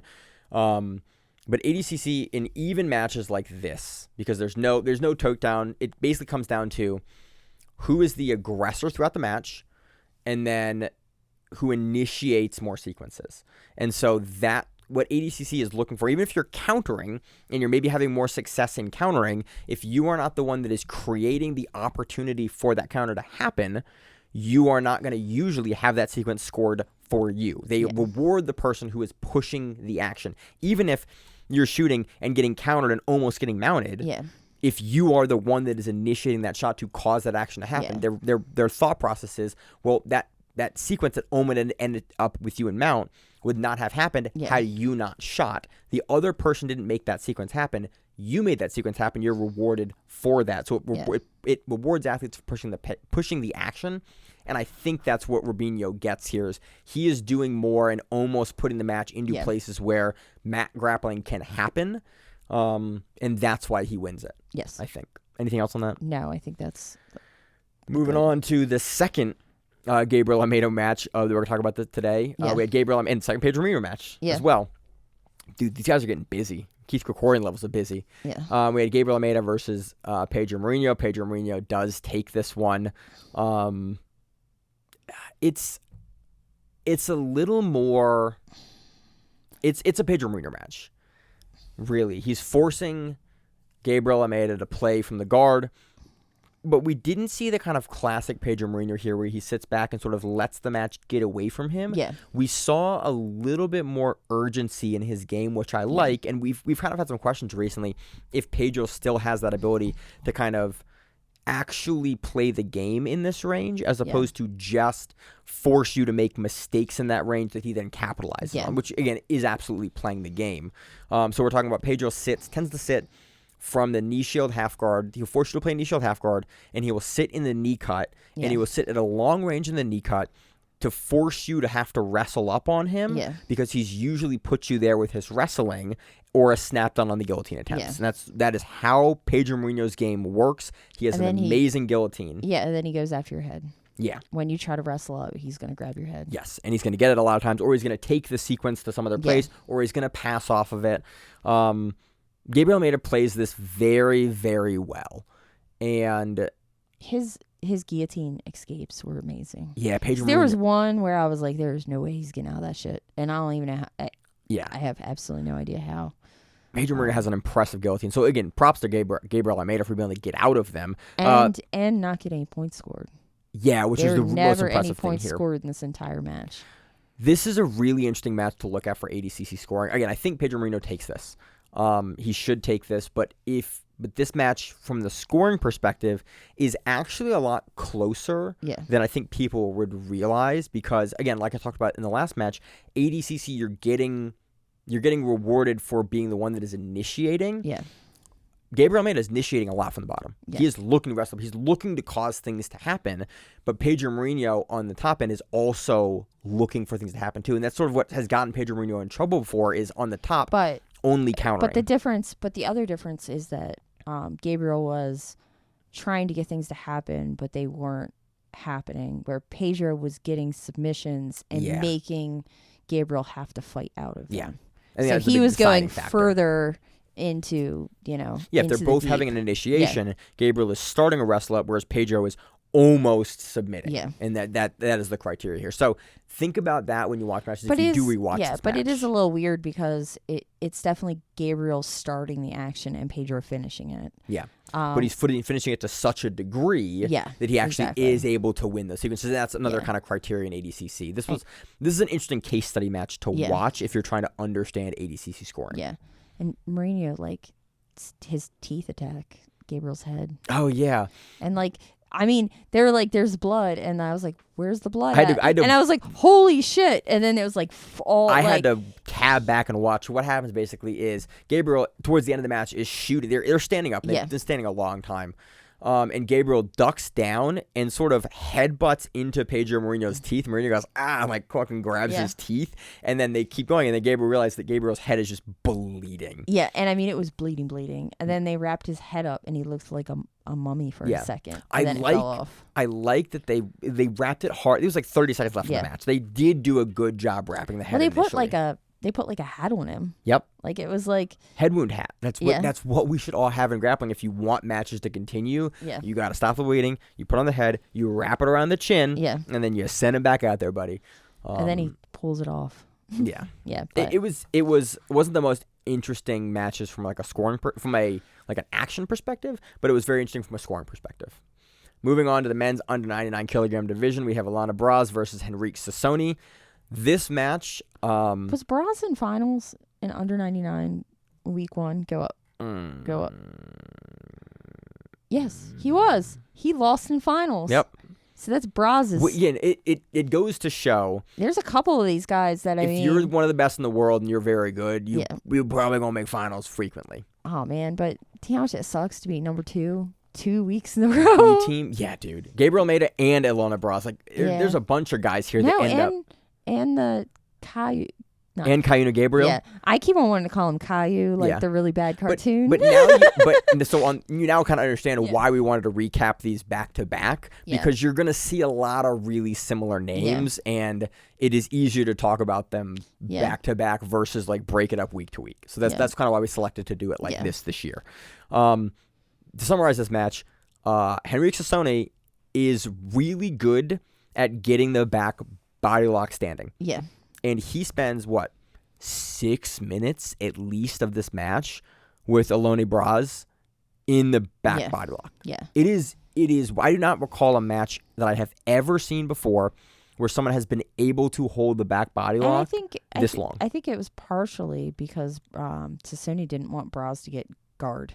Like he didn't want to have to deal with his guard. Tactically, it was a great decision. So tactically, it made sense to kind of keep him in that quad pod, and not have him actually be able to sit down or do anything. Yeah. But it was definitely an interesting match. Sassone did hit a suplex. It was pretty. Yeah. He has a couple like drop downs. Yeah. He has some variation for mat returns. Yeah. But man, it was like literally 6 minutes of the 8-minute match in this standing back body lock. And he repeatedly, a couple times he would get out, and then Sassone would get it again. Because I think at some point it becomes stalling.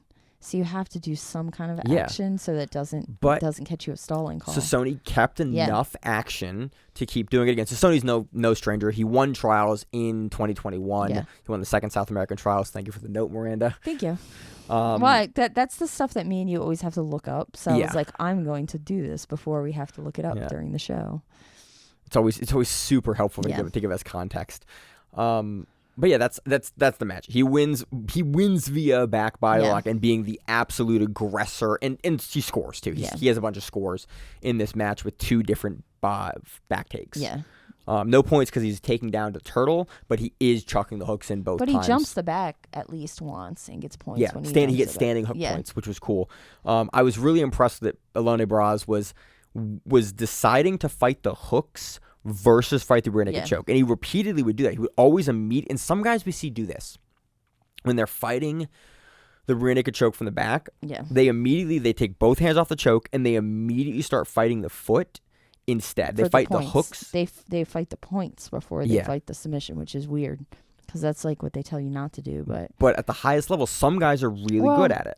And we all know people around this size that we try to get a fully locked choke on them, and they just look at you, and you get it, and you think you got it. You can burn your arms out. Mm-hmm. You're not getting that choke. Yeah. I mean, Josh is one of those people. Yeah, isn't absolutely. Yeah, the 199 kilo guys are tough to put away. Yeah. But so yeah, I mean, they have that ability to kind of grit down. Sometimes just decide, no. Yeah. And so it's that great middle ground of like, you're not plus 99 where it's like you have so much body you can just put it away. Yeah. But you're also like not quite small enough where you can get the arm super deep underneath. Sometimes you're trying to choke a really strong neck and face. Yeah. So yeah, that's that kind of where sometimes technique is not the most effective, which is neat. But again, Sassone wins this again. If you play a back body lock game, go back and watch this match because it is very impressive. The diversity of techniques that Sassone uses to keep the match going from this position, to avoid the knee bar from Braz, to avoid the guard from Braz, and to continue scoring and then continue getting back to this back body lock. It is a very unique game. I've never seen a match where someone has played the back body lock, like hands locked, not body lock, like standing, this long. It was really interesting. Moving on to the last men's match of the 2 weekends, we had Victor Hernario defeating Mateus Lino. I think he beats him. It's points, right? I think it's a points. Yeah.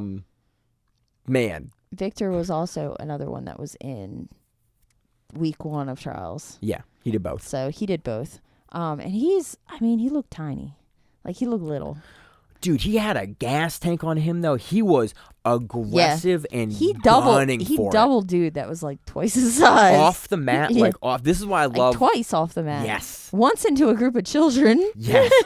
I love it. So the camera angle for the off the mat was great because this is literally ADCC Splash Zone. You see 2 heavyweights. Like, why on earth would you not be ready to get up and they're just kids sitting there, and I'm like, oh man, somebody's not watching their kids. He double legs him off, and you see the crowd just part And I love that you see the crowd part, and then you see all of the sandals that got left on the mat as everyone just rapidly get up. Because again, ADCC, there is no boundary. There's a matted area. Yeah. We'd like to keep you on the matted area, but that is not a stopping point. The match will go wherever it needs to go, and it will be reset back to the matted area when there's available time to do so. The border doesn't give you an escape. So I just love that when you see the crowd, just like the crowd's involved all of a sudden, and all the sandals get left there. Super impressed with Hornerio's continued aggressive like wrestling and his ability to force the turtle and then begin fighting the turtle. Hornerio just really overwhelms Mateus Lino as this match goes on, and as you can see that his ability, again, as a smaller heavyweight, still a big guy, but as a smaller heavyweight in this match, he can absolutely leverage his cardio and gas to get there. The announcer, Micah Gavell, was announcing, and he said that he had trained with Victor before, and that Victor on top is horrible. Like it's a horrible feeling. Micah Gavell was on commentary this whole weekend. Dude, get him on commentary for all your South American awesome, events. Because even when he gets excited, he doesn't like get too loud excited. You just hear oh, and then he starts going off about something. But he was very good explaining, and he was explaining all the points, and the other commentator was getting a little excited. Sometimes Mika would come in and he would explain, okay, we're not in a scoring. He's not scoring here. It was really awesome to have the insight. Again, I really hope they put him on more commentary in the future. And I think it was good also for him to be on like South American Trials, because he also grew up in this area where he knew the background of like such and so was with this team and they used to train together and blah blah, and that kind of stuff kind of gives you a little bit of understanding of sometimes how these matches He's also a very good speaker too. He's a good English speaker, which is awesome. Again, if anyone hears this, get Mika Gavell on your Portuguese events as your English commentator.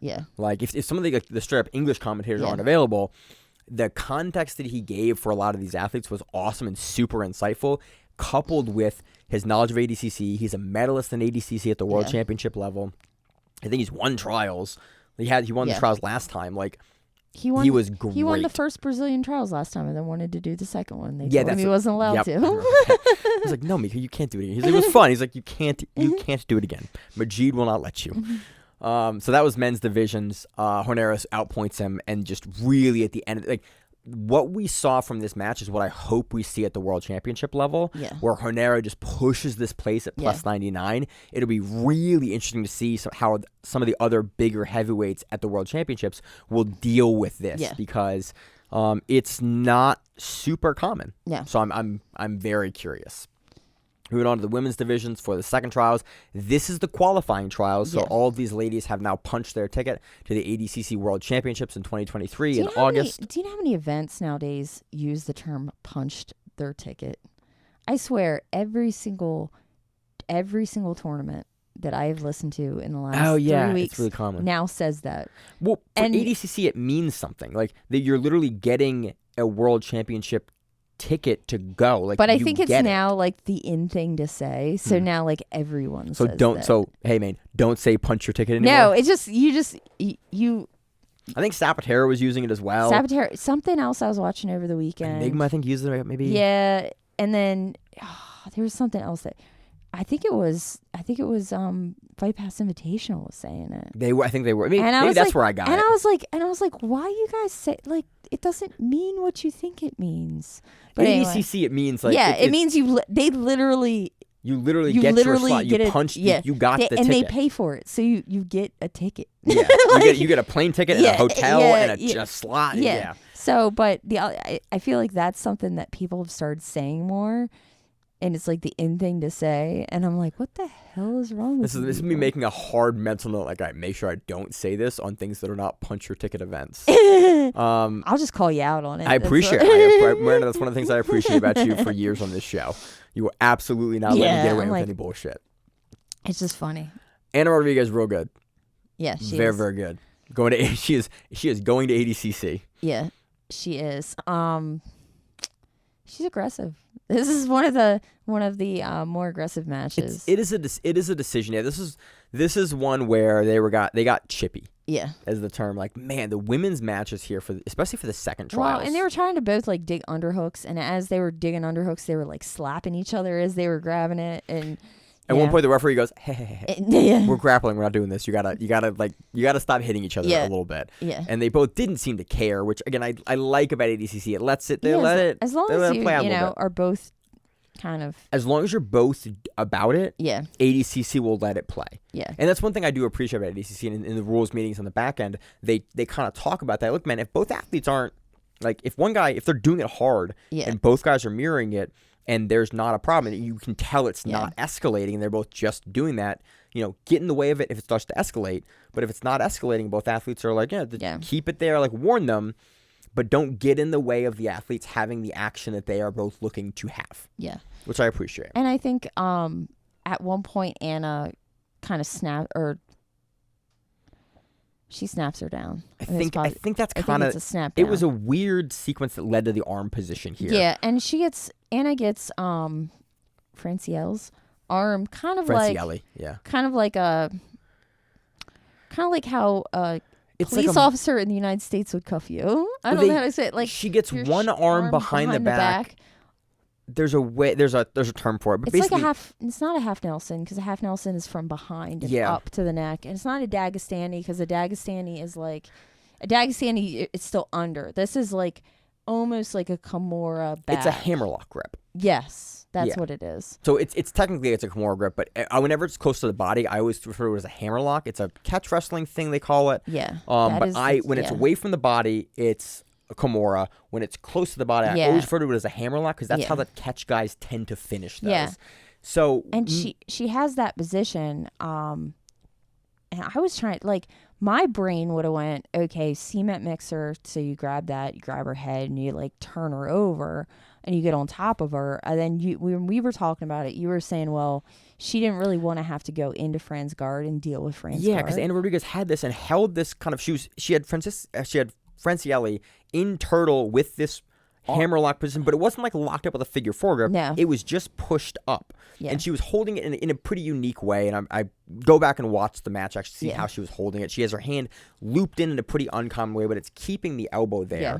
And then we were wondering, she sat there for, it seemed like 30 seconds. Yeah. And we were trying to figure out in the pre-show, like, why she wasn't turning Fran over. Yeah, because, they're both strong enough and they're smaller women. Right. You can just crank the shit out. Like, you have to go with it. And so, it'll back you down and it'll put you on your back. Yeah. And we were thinking, like, okay, Anna Rodriguez probably doesn't want to end up in Francielle's guard. Yeah. So she's holding it and waiting for her to basically pull the arm back to take her back off of this. And that is my only guess of what sequence she was looking for, because it didn't look like she was trying to finish the hammerlock. Yeah. It looked like she was looking to counter something else. But it also didn't look like she was putting a ton of effort into it, because how Fran gets out, she just stands up. Yeah. And I was like, oh, she's just going to stand up out of that shit. Yeah. But she gets out, and then it goes 0-0, goes into overtime. And we have Fran kind of picking up the aggression. Which she needed to do because she's down going into overtime here, at least on initiation for ADCC. Yeah. But we have Anna coming up and winning the match. Yeah. Kind of on more initiated moves. Yeah. And probably the whole half Nelson hammerlock. Yeah. Whatever that she just thing has was. the better. Yeah. She has more better sequences throughout the match. Yeah. So moving on to the women's under 65 kilogram division, we have Gabby McComb and Anna Carolina Vieira, baby Vieira. This was a neat match right up until Anna Carolina just goes, guillotine. Well, so McComb, towards the end of the match, I think McComb gets to the point where she's like, I need this to end, or I need something to happen. Was it? I didn't think it was that deep into the match. I thought it was only we don't have a note here for when it was, but I thought this was like not that many minutes into the match. Well, I know it. At one point, McComb starts these jumping guillotines. Yeah. But and I don't know, maybe she was just frustrated with not being able to get what she wanted, but she starts these jumping guillotines. She starts kind of like very much overcommitting, looking for the head, looking for like to get a reaction from Anna Carolina, which is what it seemed like. Which Anna Carolina's like, I'm just going to push you when you jump for my head and take you down. Which is what you should do there in that that transition. If someone jumps up and you can time them, you just push them off your head. Yeah.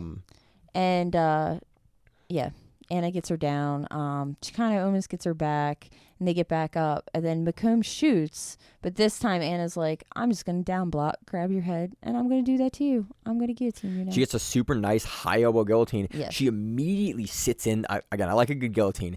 The way that Anna Carolina sits into this is beautiful. She has the high elbow grip. And she gets a tap fast. Yeah, she flows over the mount, too, which is when you sit underneath someone like this, the way that Anna Carolina sits her body underneath, you can immediately lever like a butterfly guard sweep over into mount, and then she just is able to crank up with the high elbow grip. Yeah. Because she's low and she's pinned her arm and wrist under the neck, but not super far across. You're just basically neck cranking into their trachea, and it's a beautiful finish, and she gets the tap really, really quick because she has all the hip to thrust and basically push into this to basically just put the neck, like to close the neck. Yeah.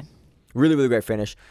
Can't wait for Anna Carolina to kind of take one of the new women's weight classes. Yeah, it's great. Moving on to the last match of the weekend, women's 65 kilograms. We have, again, two-time winner Maria Raffato beating Cayuna Silva Ramos. I just want to talk about the finishing sequence here. This was a fun match through and through. A good bit of footlocks back and forth in the match, and then it seemed like, and kind of, I'll actually let you take it. What I thought it was, and what he thought it was a little bit different. I thought Maria at some point, because you could see Maria kind of talking to her coaches, that she just kind of lets, or not Maria, that Cayuna, kind of just lets Maria get into a knee bar. And then she's like going to try to do the same thing that Fabricio Andre did and kind of take the back. Kennedy Maciel did it as well. And I'm just going to take the back from this position. It was Kennedy, not Fabricio. But, and just kind of go. But it was almost like she let her get too far. That's what I thought it was. I thought it was, oh shit, I let this chick too far on my knee. And then she like bellies down into it and you scream tap. Yeah. But you saw that it was actually a toe hold. It looked like a toe. It's hard to tell, but if you look, as soon as the Cayuna taps, Maria comes up. If you look at Cayuna's foot, it's kind of pointed to the side, and the top of the foot is white, like it had been gripped for a toe hold. It absolutely could have been a knee bar, but it looked like it was a belly down toe hold finish from the straight leg, which is something you can definitely get from the seated position if Cayuna has her leg all the way forward like she's defending like a belly down knee bar when she's sitting up like she's trying to take the back. It's hard to tell. Regardless, it's some sort of scream tap on a footlock. Yeah. But it was, that's what it looked like. It looked like Cayuna just got a little complacent with not freeing her knee line and looked to keep Maria on it longer in order to get her back. Yeah. And Maria just was able to get the distance she needed, get the control of the knee, and just finish. It's kind of a lesson in like being diligent enough on the footlock, and it's the hard balance, especially at this high level of balancing. Well, do I counter for my point scoring positions, or do I just completely pull out of the position and then have to reset? Yeah, and it's a gamble that athletes have to make, and it's always it is always a really interesting gamble to watch play out in real time. And here it doesn't work out for Cayuna, but Maria's also playing the same gamble as well of like, well, I'm potentially going to get my back taken, so I have to play through this footlock. But she seemed much more comfortable in she was the one initiating most of the transitions in the footlocks throughout, especially in the later sequence of the match, the last probably 30 or 40 seconds. She was also our first Brazilian or South American Trials winner. Mm-hmm. So back-to-back weekends. Yeah, so back-to-back weekends winning all your matches. I mean, that's got to give you some sort of confidence. Unreal confidence that you did it. So nice you did it twice. I mean, we had other women do that before. Brianna St. Marie did that, but like not back-to-back weekends. Yeah. That is absurd to do that. Yeah. So again, huge shout out to her. I cannot wait to see what she looks like at the World Championships. That's it. That is both ADCC South American Trials and the Fight Pass Invitational. Yeah. We have preview for IBJJF Pans that's going to happen next week, and the Pans is going to follow that. I am business traveling for the next 2 weeks. I'll be back for a day to do the show, and I'll be back out. So that'll be fun. Do you have anything on the docket for the next 2 weeks, Miranda? I don't think so. I'm also. I think Naga's this weekend. It is. I can't do it because I'm traveling. Oh yeah, I was gonna do it. And they don't have any. They don't have any brown belt women. Really? Yeah. It's unfortunate. So I don't have any matches. I was going to go. A bunch of my guys at the club are competing, and people are competing locally, and I was going to go do it. And then I looked at my travel schedule, got bumped a week, and I'm just like, I am not going to come back for a day. I'm going to have to be there all day, probably Saturday. And that's what I decided. I was like, That's gonna be my Saturday. I can't get back Friday night at I did 11. I did a J-Flow seminar yesterday. Justin Flores? Yeah.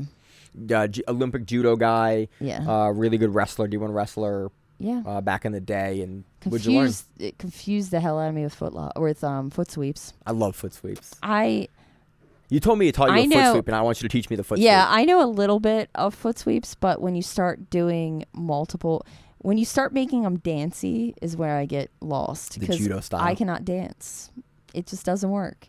If you do them like wrestling style, I'm good. But then when you start trying to do them flowy, with like the really nice foot movement, that's what I love about judo is just the beautiful footwork. And I still have to like kind of look down at the feet, like a trash amateur. But I do love when you drill a technique like a judo foot sweep long enough, you can eventually like Steve Mako just take them over. Yeah. So but that was fun. I'm trying to think. I don't think there's anything else hugely going on, but. Looking forward to previewing Pans next week. We'll probably not have brackets. We'll just talk through some athletes and some other stuff. There will inevitably be another event that comes down the pipeline. Yep, something will happen. Yeah, we had Zapatero this last weekend. DeAndre Corbet won. Yep. Over Max Hansen in the finals there. Yeah. We're going to see both of those gentlemen in the next trials of the West Coast Trials coming up in a couple of weeks. Yep, end of the month. Yep, that'll be the end of March for the U.S. Trials. Miranda, I got nothing else going on. Nope, I'm good to go. As always on the show, I'm your host, Maine. And Miranda. And we are the Grappling Rewind. We will see on the mat where it is. Stay safe. If you like the show, please consider sharing it on Facebook with the folks at your gym. It's the best way that we grow the show, and we really appreciate it. You can reach out to us on email. We also have Instagram. We have Facebook. We have Twitter. We have Google+. Until that shuts down. We have a website. If you have an event you would like to have us cover, please let us know. If you have a name, like most people do, and you'd like to have us stop butchering it, let us know. Reach out to us. The show is also available on YouTube, Spotify, in addition to iTunes and every other podcast service. We very much appreciate your time, and thank you.